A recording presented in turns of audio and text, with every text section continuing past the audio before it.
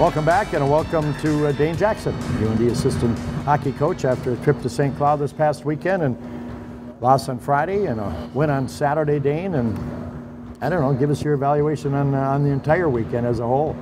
We were a little disappointed with our kind of readiness and mentality. You know, the last two weekends, I kind of thought on Friday we were, we weren't bad, but we weren't kind of as intense and kind of dialed in as we needed to be against good teams. And then, we got a extra bump on Saturday because we're ticked off that we lost and played real well in the Saturdays. But that's not going to be good enough to just be getting splits. We need to.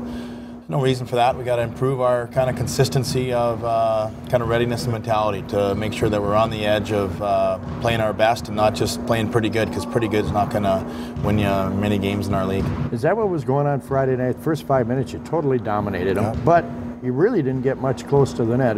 Can you kind of tell from that you're playing well, but you're not getting you're not good chances? Yeah, you're not completing plays, and I thought the rest of the game we didn't have that many great scoring opportunities. We really grade chances for and chances against is a real big kind of stat that we look at, and it was one of our worst nights of the season.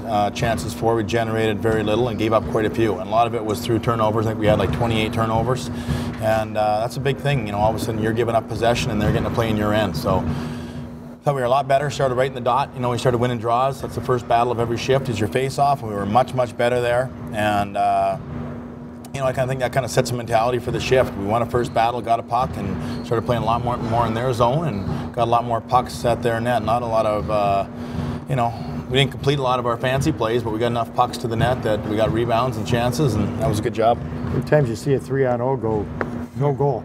Yeah, I know.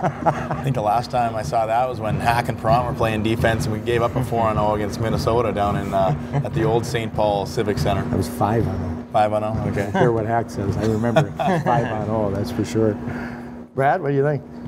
Trevor Olson comes back into the lineup on Saturday. Tucker Poolman up at forward. Talk about some of the adjustments that you guys made for that game. Obviously, Bryn Chiswick going out forced you to make one of them. Yeah, Bryn was actually playing well on Friday night, and we were elevating him up in the lineup. I think he just had 1 or 2 shifts with a higher line, and then he got hurt, so that was too bad because he'd been playing well and playing with pace.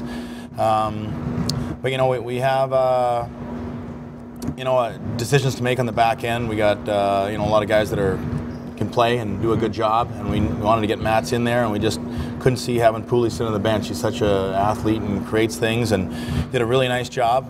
Gave him a quick tutorial on forward, and someone had reminded us that he played a little bit in high school, so that was his sophomore year in high school. I guess he played up front a bit, but he did a great job. And our fourth line really kind of stepping up and playing with energy. It wasn't high skill plays. It was just getting pucks in and getting pucks to the net and causing some chaos, and try to get our D activating and joining a little bit more on our second night. They're such a huge part of our offense, getting them involved. Troy Stetcher did a nice job, and I thought that was a big part of us getting a few more opportunities, was getting our D-core activated. What do you expect from Omaha? I mean, there's times when you think they're going to come out and they're going to go up and down with you, and the Blazers a few times pulled a few cute ones on you a little bit, I think, and jam things up a little bit. What do you expect from them from what you've seen? Yeah, they normally they transition really well. They get guys flying and heading towards our zone on any type of turnover, so you got to be really sharp to not let guys get behind our defense.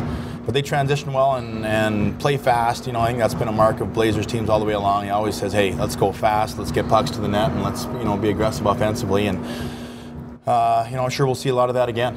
They're playing well. They got great goaltending and being quite disciplined, and they're playing a good solid game right now. And you got some guys up front that can make plays, so we got to be ready for it. It's a pretty young team too. A lot of young players. I'm sure you saw a lot of them in the USHL too. Some of their guys had huge USHL careers. Yeah, they've done a good job recruiting, and some of those guys are having a nice start for them. So it'll be a good test. It always adds a little extra fire when you get Blazer back in the building, and hopefully we won't get booted out of our building. That wasn't right last year, and we're excited. It's always fun to have a guy who coached us and has meant so much to our program back in our building. We're excited to have him. It always makes for a great rivalry. I know he'll have his boys flying high, so we better be ready to go.